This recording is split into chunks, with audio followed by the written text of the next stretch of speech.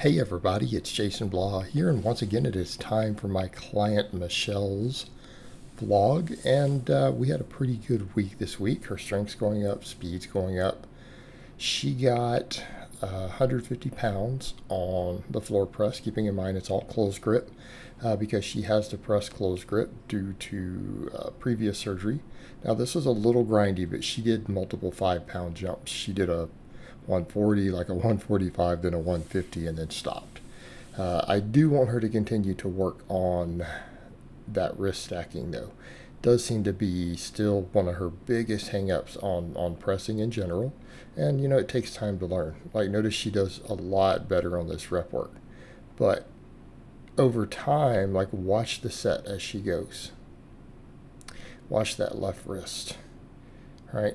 And it's an issue of her needing to just learn to squeeze the bar a lot harder. And, you know, these things do take time to learn. They take time to learn.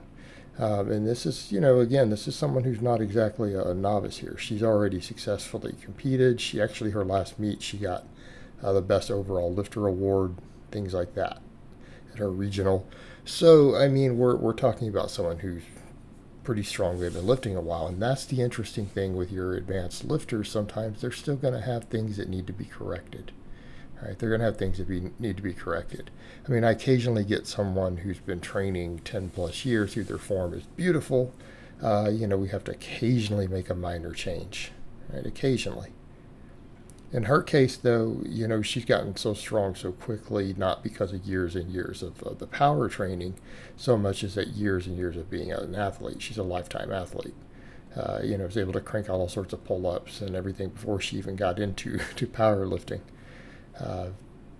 Because, again, boxing for years and years and years. It helps. So her supplemental work on this day, we're doing more and more back work and more tricep work for her these days. So we do her max effort lift, got her floor pressing for sets of 10, and we do those neutral grip pull-ups, one-arm dumbbell rows, and then I have her do laying dumbbell tricep extensions. Eventually I'm going to take her to some JM presses. I don't know that we're ready for that yet. I want to make sure her elbow tendons are really, really healthy before we implement a JM press. But these will work in the meantime. Good tricep exercise, good overall tricep builder that's generally favorable on the elbows. Right? Some people will even experience elbow tendon issues from this, but those are people with very, very fragile elbows at this point, or fragile tendons at the elbow, I mean. So we're then doing the high rep band work, just like you guys see me do, and a lot of my lifters do. And the reason for this in her case, because we're going to have to tricep specialize, because she is a closed grip bencher and can't really do wider grips. She just simply can't. Physically, it's a problem. So we have to keep the elbow tendons healthy because we're going to have to just hammer her triceps so hard. So I'm preparing her for that over time. And once we get that resolved to where we want it and I can really push her triceps, her bench is going to go up. It's going to go up considerably. And it's going up a little bit now. All right, max effort lower day. 215 on the safety bar plus 38 chains. I'll take it. Again, a woman doing 215 on the safety bar by itself without the chains even added. We're in a pretty strong position there, right? Pretty strong position because she's fairly lean. She is at an athletic body fat, right? She's not like a big girl. So it makes a difference for the squatting. I'll take that lift anytime. All right, deadlift, 275 plus 38 chains.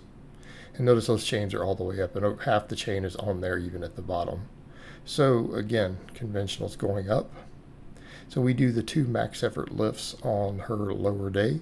Then we do leg presses. And then we do a ton of posterior chain work.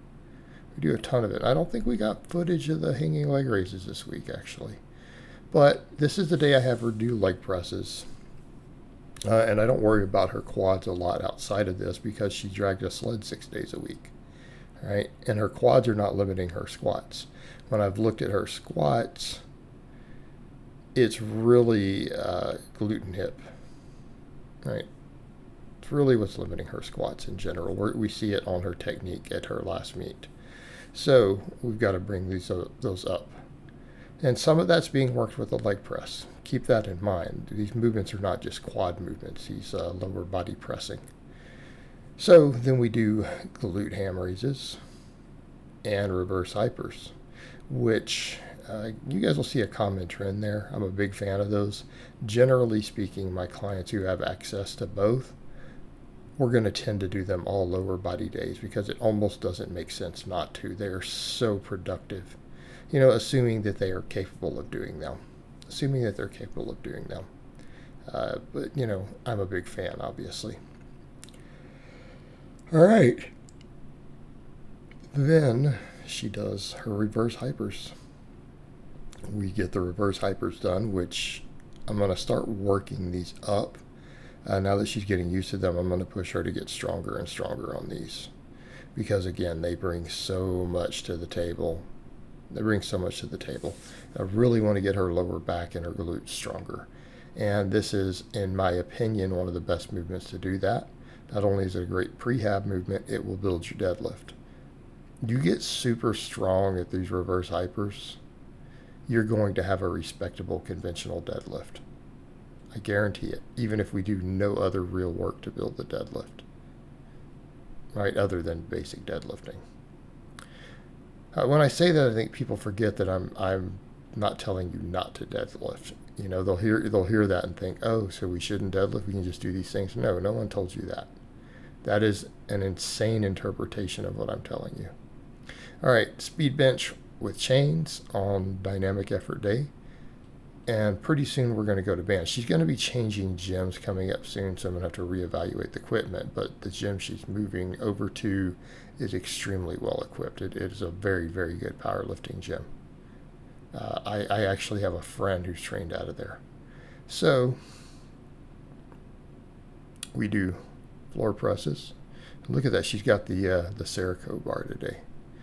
Man, mine are all bare steel. I almost want some Cerakote bars, but I don't want to go spend more money on bars right now. Don't want to do it. I could get more productive equipment with that same money. Then she does pretty much the same thing. Like, there's not a lot of difference right now because we've rotated the dumbbell presses out for floor pressing, which is what she needs. There's not a lot of difference happening on the dynamic effort versus the max effort day. Just the main movement of the day is changing. So it's pretty much the same. It's floor press, her neutral grip pull-ups, one arm dumbbell rows, and then lots of tricep work. All right, lots of tricep work. And even then, you know, when we go to her shoulder situation, she can't do wide grip pull-ups. She's got to do everything in close. All right. Got to do everything in close. But that's the thing, you know, as a coach, you have to work around these things with your lifters. You have to. People are going to have surgeries, they're going to have injuries, they're going to have things like that that have to be worked around. You know, I mean, I've had clients who have certain issues from broken bones in the past that we do have to work around. We have to work around them the best that we can. And yet, many of them still reach elite numbers, right?